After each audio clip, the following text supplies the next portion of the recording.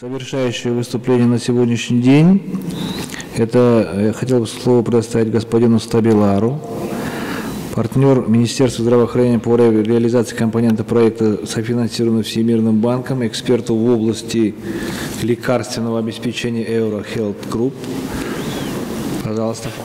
Thank you very much for having me here. I will try to speed up a little bit so that we can catch up a little bit time.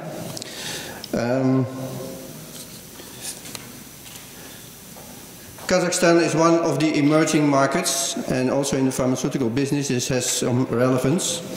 In terms of finances, we can say that the growth of the market is also possible because of increased income levels and increased government spending. But also in the recent years, we can see that emerging markets are not so exposed to the financial crisis as some of the developed markets. In emerging markets, we also have more emphasis on non-clinical factors like pricing, tendering, lobbying, and procurement lists. For companies, it is a very diverse set of markets, of which also Kazakhstan is part. Each country is different, and it needs also then a variety of corporate strategies to tackle these markets and to enter these markets. We see in all emerging markets, we see regulatory upgrades, the GMP implementation, good manufacturing practice, ISO standards, which have been adopted by Asian countries and CIS countries as a group. If you look at the financial crisis, you can see that there is a different response between developed markets and emerging markets.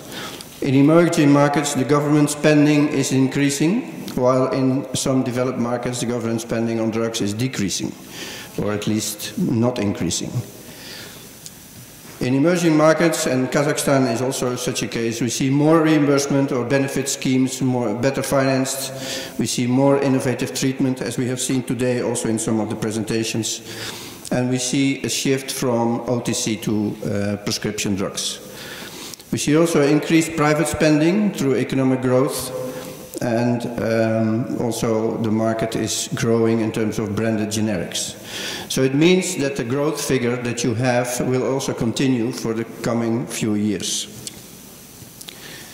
In general, if we look at the CIS countries, then we see that the reimbursement and insurance systems improve, so the accessibility and affordability of drugs will increase. Still, there is a large out-of-pocket payment segment, so the OTC segment is still very large, also because prescription drugs are generally available over the counter. The markets are all branded generic markets to a large extent, and we will see high market growth, not only in recent years, but also it is expected in the coming years. We also see that there is poor prevention and poor diagnosis, and there is a lack of clinical standards, in particular to the management of chronic diseases.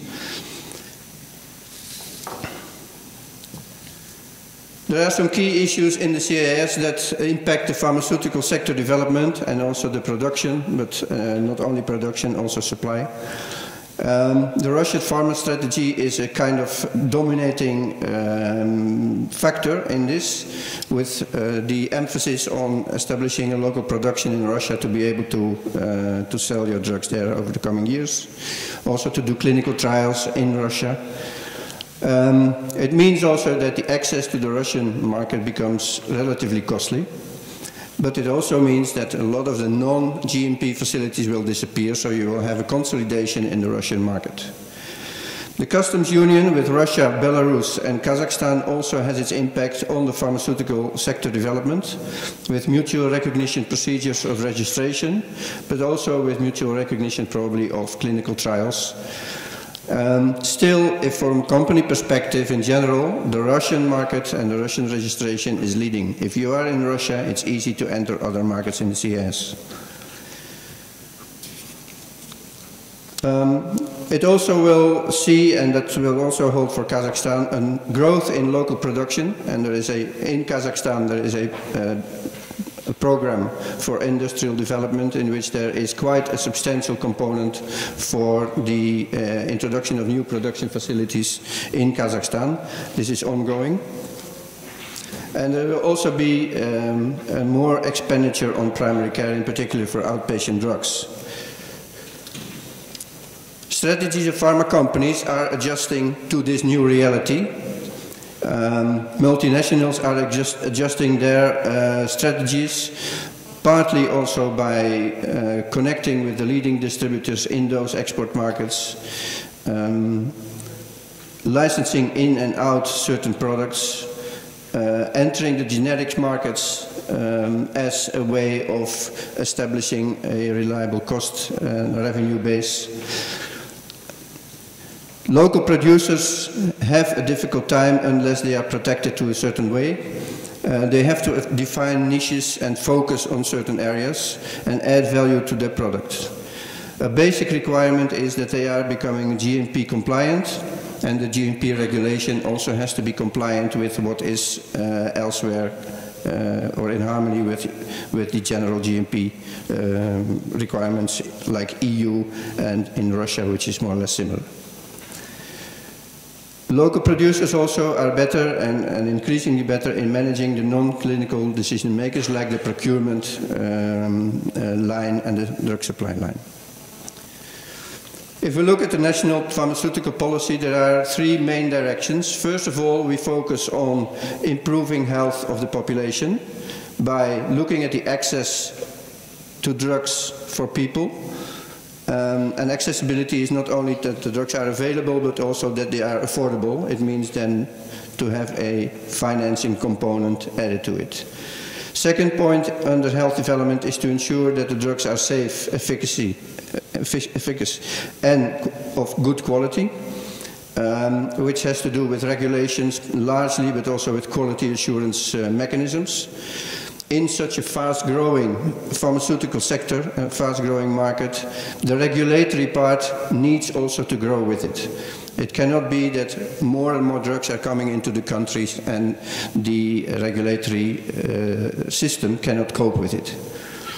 And the last part is to improve the prescribing and dispensing and use of medicines. There can be a lot of new drugs, but if the prescribers don't know them or don't know how to prescribe them and for what, then it misses the point. Second main direction is to improve the health system to ensure that services are adequate and cost-effective. So also the cost-effectiveness of the treatment by drugs, like pharmacoeconomic analysis, and to encourage primary care, to shift the overburdened hospital care to primary care, which is a lot more cost-effective.